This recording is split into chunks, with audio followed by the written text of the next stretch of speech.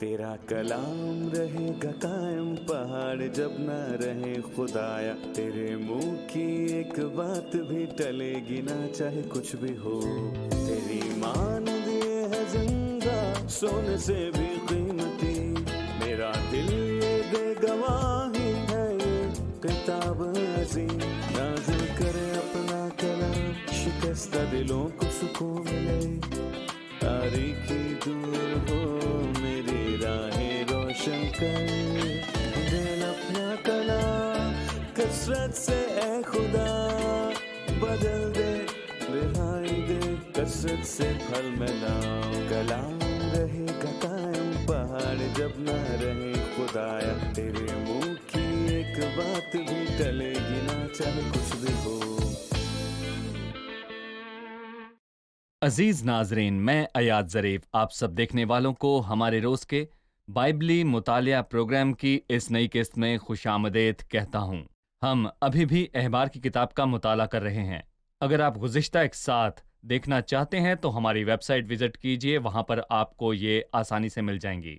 या अगर आपका कोई सवाल हो तो हमें ईमेल कीजिए, या अगर आप हमसे बात करना चाहें तो वक्फे के दौरान दिखाए जाने वाले नंबर्स पर राब्ता कीजिए। अपने मुताले में हम अहबार की किताब के 12वें बाब पर पहुंच चुके हैं।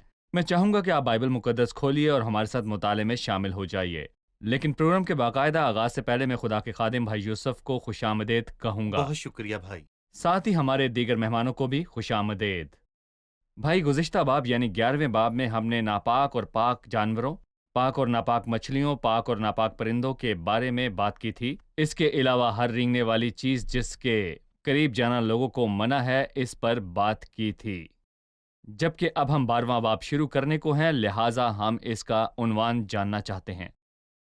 12वें बाब में वो बताना चाहता है कि ना सिर्फ वो जो तुम खाते हो वो तुम्हें तबाह कर सकता है, और जो चीज आप छूते हैं वो नापाक कर सकती है। ये बुरी खबर है, लेकिन फिर भी एक हकीकत है कि इंसान इस दुनिया में नापाक पैदा हुआ। नापाकी तुम्हारे अंदर है। नापाकी तुम्हारे अंदर है। दूसरी आयत में भी इस बात की तस्दीक की गई है कि तू रहम से खताकार है, क्योंकि मैं जानता हूं तू बिल्कुल बेवफा है, और लिखा है कि तू अपने रहम से ही खताकार कहलाता है। खताकार। ना सिर्फ ये बल्कि मैं गुनाह में पैदा हुआ। देख, मैंने बदी में सूरत पकड़ी और मैं गुनाह की हालत में माँ के पेट में पड़ा। ना सिर्फ ये बल्कि नापाकी में पैदा हुआ। जी हाँ, और इस बाब में हम यही कुछ सीखेंगे। इंसान के लिए नापाकी कोई नई चीज नहीं जिसे इंसान बाहर से दरामद करे, लेकिन अगर हम मरकज का 7वां बाब पढ़े जहां पर मसीह ने कहा ये इंसान के दिल से आती है, और कहा कि इसलिए बाहर से कोई चीज अंदर आकर इंसान को नापाक नहीं कर सकती, बल्कि वो चीजें जो इंसान से निकलती हैं वही उसे नापाक करती हैं। शायद जो आप कह रहे हैं और जो आप बयान करना चाह रहे हैं उन लोगों के लिए पुरकशिश ना हो जो इंसान के नेक होने का दावा करते हैं, और मुतलिक बदनवानी जैसी कोई चीज नहीं है। मैं जानना चाहता हूं कि बाइबल इंसान के इस मुतलिक बदनवानी और मुतलिक नापाकी के मसले के मुतल्लिक क्या कहती है, और अगर हम इस तालीम को फरामोश कर दें तो हम बाइबल में मौजूद दीगर सच्चाइयों को तबाह कर देंगे। इंसानी तकब्बुर की वजह से वो पसंद नहीं करता कि वो गुनाहगार, बदनुमान और फिर बदकार पैदा हुआ है, और इसीलिए क्या काइन ने वो पसंद किया जो खुदा ने उसे कहा? बिल्कुल भी नहीं। लेकिन उन पर अफसोस जो मारूसी गुनाहों का इनकार करते हैं, और उन पर अफसोस कि ये काइन की राह काइन पर। की राह पर, और काइन का रास्ता ये है कि मैं ठीक हूं और मैं अच्छा हूं, मेरे बाप ने गुनाह किया लेकिन मैंने नहीं किया। तूने कमाल किया कि मैं पागल तुझसा हूं। दरहकीकत खुदा ऐसा करेगा क्योंकि तुम एक कातिल और मुजरिम हो। उस इंसान की तरह जो ये दावा करता है कि मैं कामिल और अच्छा हूं, वो अच्छाई कहाँ है? और कलाम मुकद्दस में लिखा है, क्योंकि मैं जानता हूं कि मेरे जिस्म में कोई नेकी बसी नहीं हुई। गौर करें कि उसने ये नहीं कहा कि मुझ में भी गलतियां हैं या उसमें नापाकी है, बल्कि कहा कि मुझ में कोई नेकी नहीं। उसने नेकी को मुस्तरद कर दिया। सख्त नफी की। सही, लिहाजा आदमी नापाक है। जी। इंसान अपने अंदर नापाकी लेकर पैदा हुआ। जैसे दाऊद ने कहा, देखो मैंने बदी में सूरत पकड़ी और मैं गुनाह की हालत में माँ के पेट में पड़ा। और फिर जिंदगी के तमाम पहलुओं में नापाकी जाहिर होती है। ठीक है, अब मैं कुछ आयत पढ़ूंगा, उसके बाद आपसे सवाल पूछूंगा। 12वें बाब से।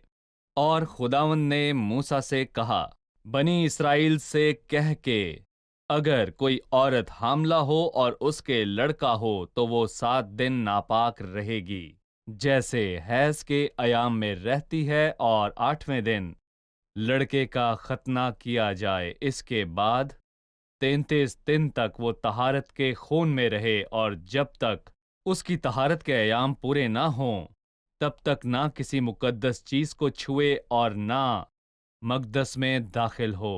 اور اگر اس کے لڑکی ہو تو وہ 2 ہفتے ناپاک رہے گی، جیسے حیض کے ایام میں رہتی ہے۔ اس کے بعد وہ 66 دن تک طہارت کے ایام پورے ہو جائے تو خواہ اس کے بیٹا ہوا ہو یا بیٹی، وہ سوختنی قربانی کے لیے ایک یکسالہ برہ اور خطا کی قربانی کے لیے کبوتر کا ایک بچہ یا ایک کمری خیمہ اجتماع کے دروازے پر کاہن کے پاس لائے، اور کاہن اسے خداوند کے حضور گزرانے اور اس کے لیے کفارہ دے، تب وہ اپنے جریان خون سے پاک ٹھہرے گی جس عورت کے لڑکا یا لڑکی ہو۔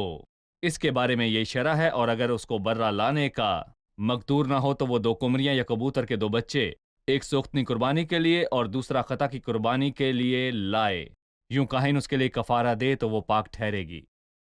بھائی یوسف، یہ باب مختصر ہے لیکن پھر بھی یہ کچھ باتوں میں چونکا دینے والا باب ہے کہ جب عورت بیٹے کو جنم دیتی ہے تو وہ ناپاک ہوگی، اور جب وہ ایک بیٹی کو جنم دیتی ہے تو وہ دگنے عرصے تک ناپاک رہے گی۔ یہ عرصہ دگنا ہے۔ جب عورت جنم دیتی ہے تو وہ ناپاک ہو جاتی ہے، لیکن پوچھنا یہ ہے کہ ناپاکی کا عرصہ بیٹی کی پیدائش پر دگنا کیوں؟ اس باب سے ہم سمجھ سکتے ہیں کہ وہ ہمیں بتانا چاہتا ہے کہ ناپاکی ہماری پیدائش سے ہی موجود ہے، اور ایک دفعہ جو انسان اس دنیا میں آتا ہے اور وہ ماں جو اس بچے کے سب سے قریب ترین ہوتی ہے وہ ناپاک ہو جاتی ہے، نر بچے کے لیے تقریباً 40 دن کے لیے اور مادہ بچے کے لیے تقریباً 80 دن کے لیے۔ اس کا مطلب ہمیں بہت زیادہ حیران کرتا ہے، جیسا کہ آپ نے پہلے کہا کہ انسان پیدائشی ناپاک ہے، اور پوری بائبل میں بھی ہم یہی کچھ سیکھ رہے ہیں۔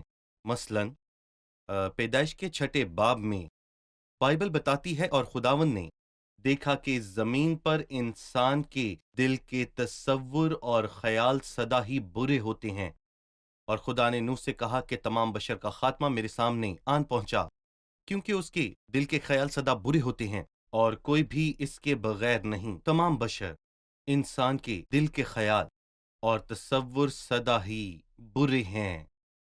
ہم کیسے، کب اور کہاں بھلائی کا انتظار کرتے ہیں؟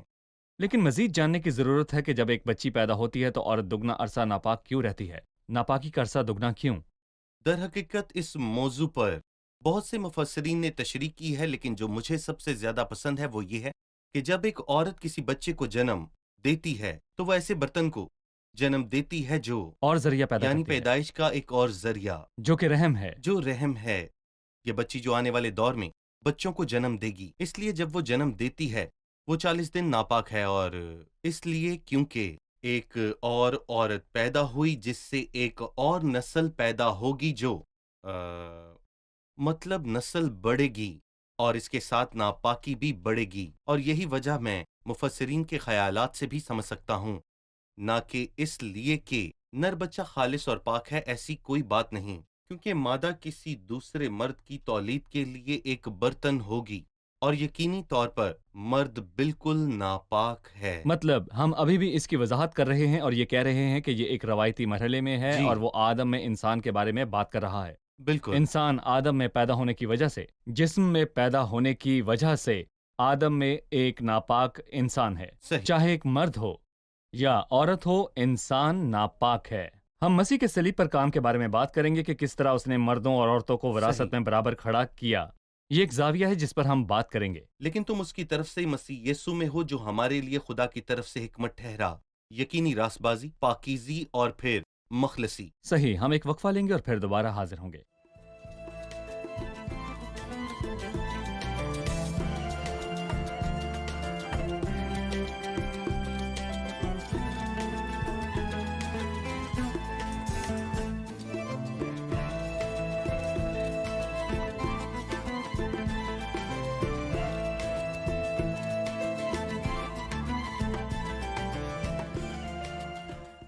اگرچہ یہ لکھا ہے رحم ہی سے خطا کار کہلاتا ہے، میں گناہ کی حالت میں ماں کے پیٹ میں پڑا، ہمیں صرف ماں کے پاک ہونے کی ضرورت کے بارے میں ہی کیوں ملتا ہے؟ جی بھائی، یہ ہم پر خدا کی عظمت کو واضح کرتا ہے کہ بائبل کیسی عظیم کتاب ہے۔ جب ہم باب کے آخر میں آیت نمبر 7 پر جاتے ہیں تو لکھا ہے کہ کاہن اسے خدا کے حضور گزرانی اور اس کے لیے کفارہ دے، نہ کہ بچے کے لیے، تب وہ اپنے جریان خون سے پاک ٹھہرائے گی۔ یہ 7ویں آیت ہے۔ اور پھر ہم باب کی 8ویں اور آخری آیت پڑھیں گے۔ یوں کاہن اس کا کفارہ دے گا، لکھا ہے مادہ کے لیے نہ کہ نر پاک کے ٹھہرے لیے، گی۔ پاک ٹھہرے گی۔ اس نے اس کا ذکر کیوں کیا؟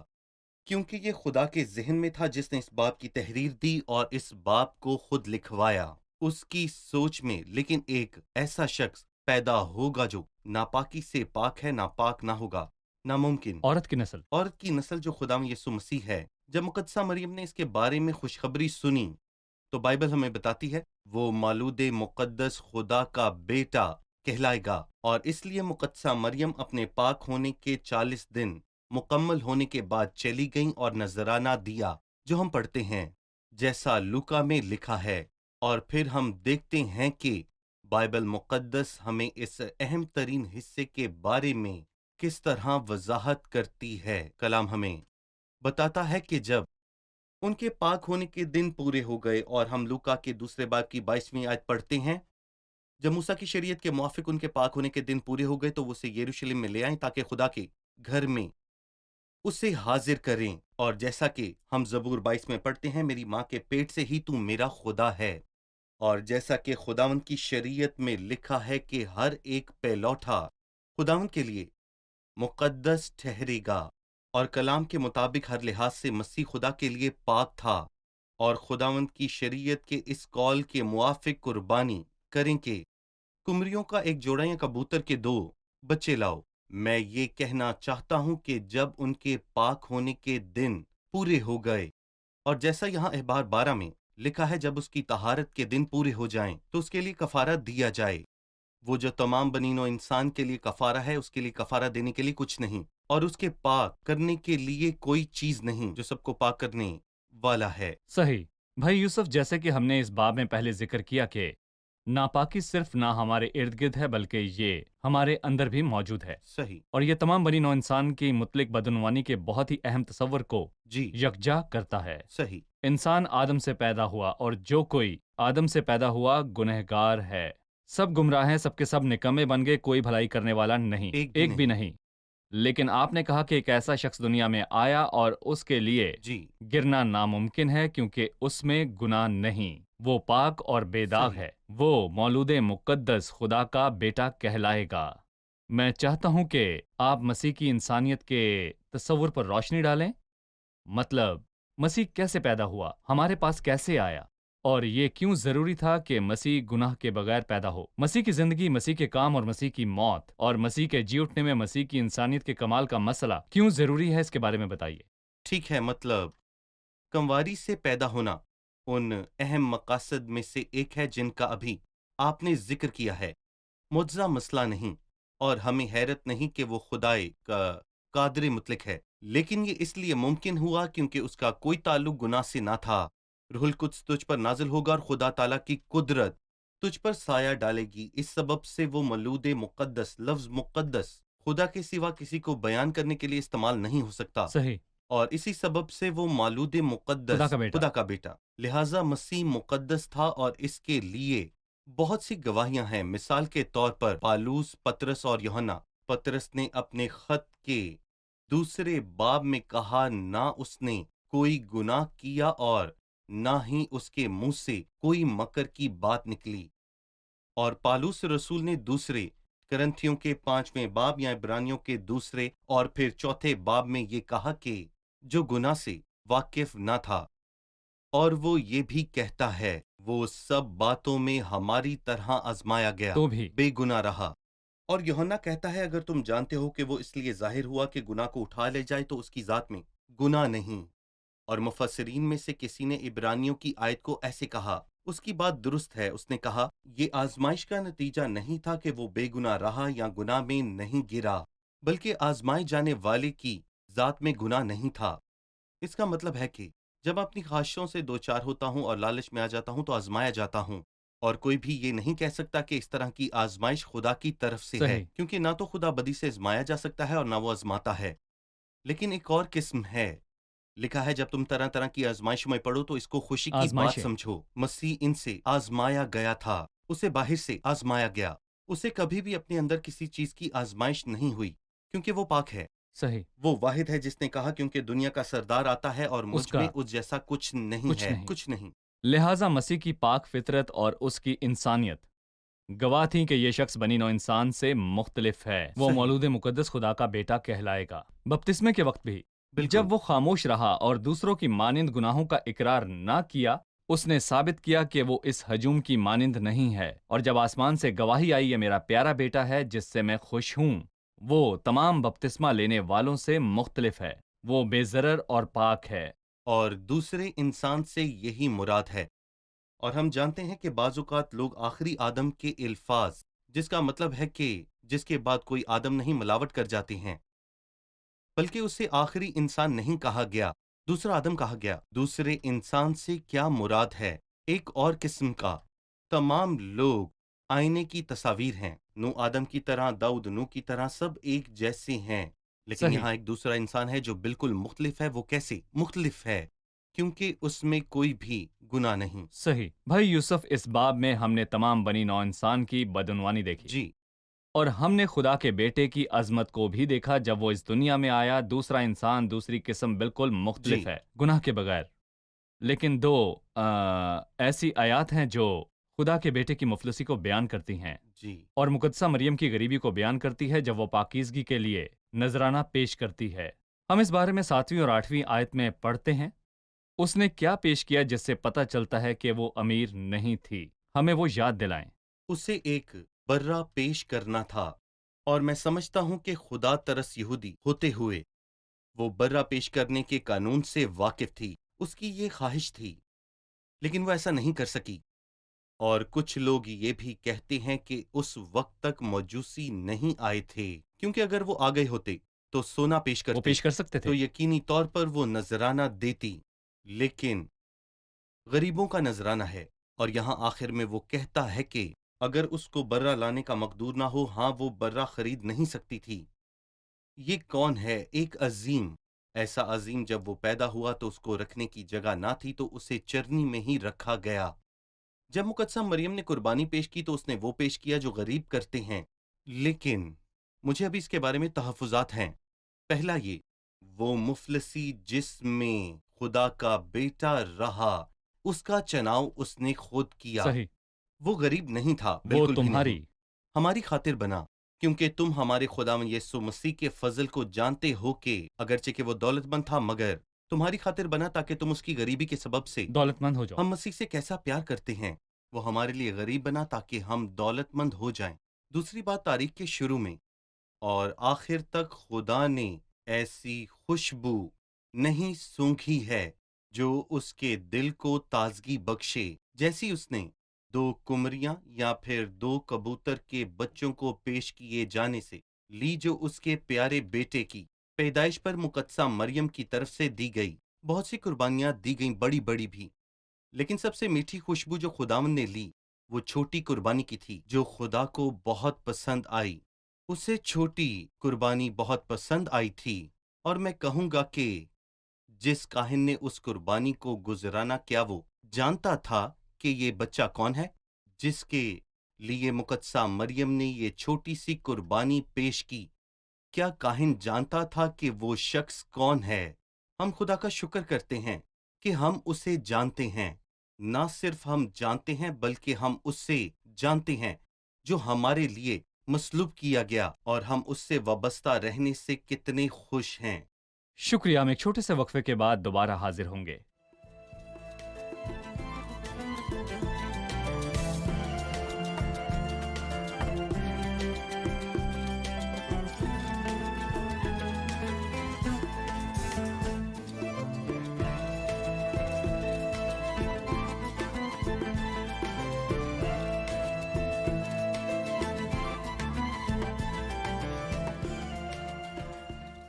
اگر کوئی عورت لڑکی کو جنم دیتی ہے تو وہ 2 ہفتوں کے لیے ناپاک رہے گی، یعنی اس عرصے سے زیادہ جب ایک لڑکا پیدا ہوتا ہے۔ لہٰذا کیا خدا کی نظر میں عورت مرد سے کم تر ہے؟ جی بھائی۔ در حقیقت جب ہم بائبل مقدس میں سے پیدائش کا پہلا باب پڑھتے ہیں تو ہمیں یہ لکھا ہوا ملتا ہے کہ مرد اور عورت کو اس نے پیدا کیا۔ ابتدا ہی سے بے شک پرانے عہد نامے کے کچھ نکات میں، لیکن جب ہم نئے عہد نامے پر پہنچ جاتے ہیں جہاں چیزیں ویسی بن جاتی ہیں، اور میں بس یہاں پر 2 آیات ہی پڑھنا چاہوں گا، پہلے کرنتھیوں کے 11ویں باب میں اور دوسری گلتیوں کے 4 باب میں۔ ہم پہلے کرنتھیوں کے 11ویں باب میں پڑھتے ہیں، لکھا ہے تو بھی خداوند میں نہ عورت مرد کے بغیر ہے اور نہ مرد عورت کے بغیر ہے۔ یہ واضح ہے کہ بائبل مقدس مرد اور عورت میں کوئی امتیاز نہیں رکھتی۔ ایک عورت کبھی بھی مرد سے کمتر نہیں اور اسی طرح مرد بھی عورت سے کمتر نہیں۔ بالکل صحیح۔ اور اس کے بعد ہم جب گلتیوں کا 4 باب پڑھتے ہیں تو کیونکہ تم سب اس ایمان کے وسیلے سے جو خداوند یسوع مسیح میں ہے خدا کے فرزند ہو، اور تم سب جتنوں نے مسیح میں شامل ہونے کا بپتسمہ لیا مسیح کو پہنا، نہ کوئی یہودی رہا نہ کوئی یونانی۔ بے شک پرانے عہد نامے میں یہودی اور یونانی تھے، اور یہ شرائط اصلاح کے وقت تک نافذ تھیں، لیکن کمال آ گیا اور کامل روشنی آ گئی اور مسیح آ چکا ہے۔ یہ کامل الہی سوچ ہے۔ الہی سوچ ہمیں یہاں بتاتی ہے کہ نہ کوئی یہودی رہا نہ یونانی، اور نہ کوئی غلام نہ آزاد۔ ایک غلام ہو سکتا ہے، دوسرا آزاد۔ لوگ مختلف طریقے سے دیکھتے ہیں، لیکن خدا کی نظر میں نہ کوئی غلام رہا اور نہ ہی کوئی آزاد، نہ مرد نہ عورت۔ یہاں یہ بات واضح ہے کہ مرد اور عورت میں کوئی بھی تفریق نہیں، تم سب مسیح میں ایک ہو۔ اور میرا خیال ہے کہ اس سے زیادہ واضح پہلے کرنتھیوں 11ویں باب اور گلتیوں کے 3 باب میں ہے۔ میرا خیال ہے کہ ہم آج کل کوئی بھی یا کسی بھی چیز میں کوئی وضاحت نہیں دیکھیں گے، لیکن خدا یہودی اور یونانی، غلام اور آزاد میں، مرد اور عورت میں، آزاد اور غلام میں امتیاز نہیں رکھتا۔ دنیا ان اختلافات کو یوں دیکھتی ہے، لیکن مسیح میں سب ختم ہو جائیں گے۔ یقینی طور پر ہم ان حوالہ جات سے متعلق تمام سوالوں سے پہلے رکتے ہیں اور کہتے ہیں کہ یہ خدا نہیں تھا جس نے انسان کو ناپاک بنایا، جی چاہے وہ عورت یا مرد ہے۔ صحیح۔ مطلب کہ خدا نے انسان کو بے گناہ پیدا کیا، ایسا نہیں کہ اسے پاک اور اسے ناپاک پیدا جی کیا، لیکن انسان نے خود اپنے آپ کو ناپاکی کی حالت میں ڈالا، صحیح۔ جیسے کہ پہلا آدم تھا جس نے اس راستے کا انتخاب کیا، زوال کا راستہ، اور تمام بنی نوع انسان آدم سے منسلک زوال اور ناپاکی کے اس حصے میں شریک تھے۔ نیز خدا نے ایک اور قسم کو تیار کیا، نئی قسم کا رہنما جو مسیح ہے۔ مسیح کے ساتھ منسلک ہونے کی وجہ سے میں آزادی حاصل کرتا ہوں، میں راست بازی اور پاکیزگی حاصل کرتا ہوں۔ لہٰذا آدم سے منسلک ہونے کی وجہ سے مجھے ناپاکی کا سامنا کرنا پڑا، لیکن مسیح سے منسلک ہونے کی وجہ سے جی مجھے پاکیزگی اور راست بازی میسر آئی۔ یہ خیال کہ آدم میں کوئی ایک شخص دوسرے سے زیادہ ناپاک ہو سکتا ہے، لیکن مسیح میں ہم سب راست بازی میں، تقدیس میں اور پاکیزگی میں برابر ہیں۔ لہٰذا مسیحیت نے ہمیں پیشکش کی، خواہ تمام انسان چاہے مرد ہو یا عورت، ابدی وراثت میں ہیں، قادر خدا کے سامنے کھڑے ہونے میں بالکل برابر۔ ٹھیک صحیح۔ بھائی یوسف، مجھے کچھ نیک عورتوں کی یاد دلائیں، خاص طور پر جن کا ذکر نئے عہد نامے میں ہے، جو اپنے خاندانوں کے لیے، اپنی برادریوں کے لیے اور اپنی کلیسیاؤں کے لیے برکت کی ایک وجہ تھیں۔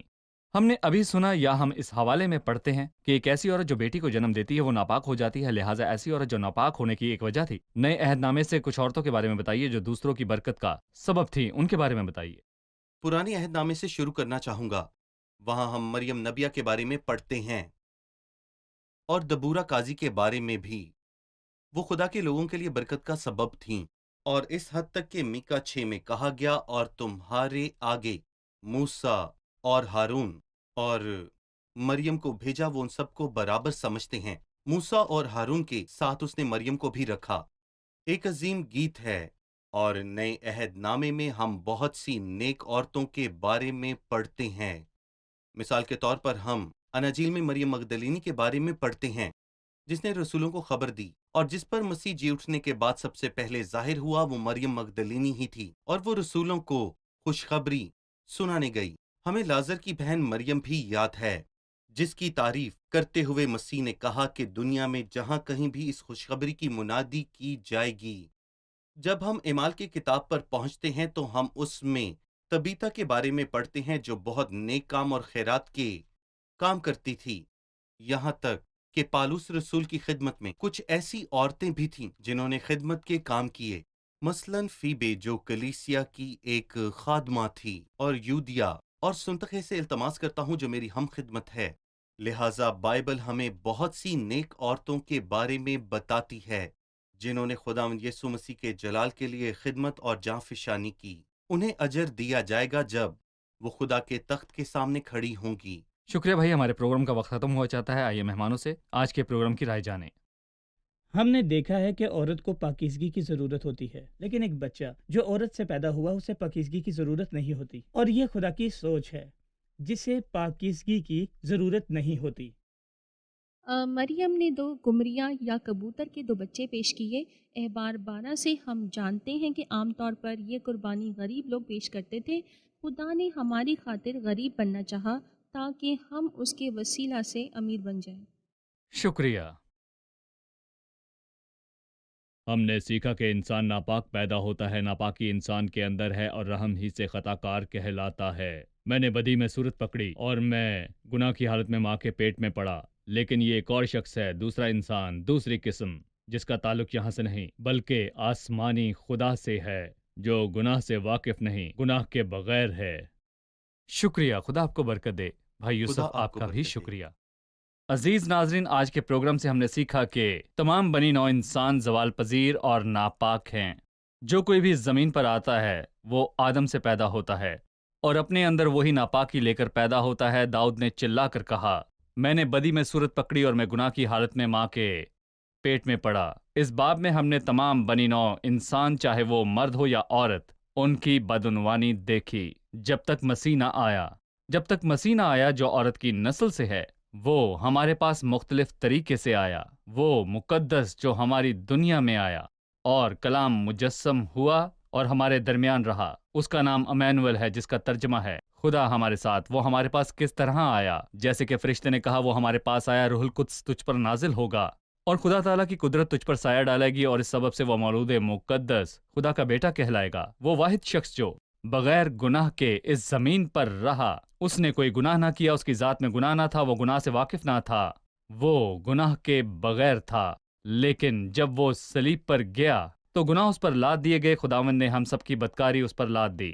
اس کی انسانیت کے کمال نے اسے صلیب پر کمال قربانی ہونے کا اہل بنایا۔ جی ہاں، وہ بے ضرر اور پاک تھا، لیکن اس باب میں ہم نے مسیح کی غربت کو بھی دیکھا۔ اس نے اپنی مرضی سے غربت قبول کی۔ خدا کے فضل سے یہ ہوا کہ امیر اس دنیا میں غریب کی حیثیت سے رہا، وہ اس زمین پر غریب انسان کی حیثیت سے رہا۔ ہمارا خدا گنہگاروں کو چھڑانے والا ہے۔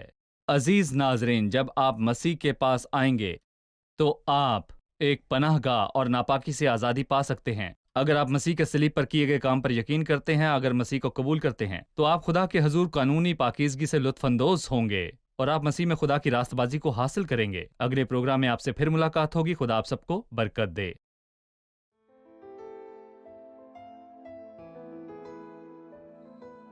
تیرا کلام رہے گا قائم، پہاڑ جب نہ رہے خدایا، تیرے منہ کی ایک بات بھی ٹلے گی نہ، چاہے کچھ بھی ہو۔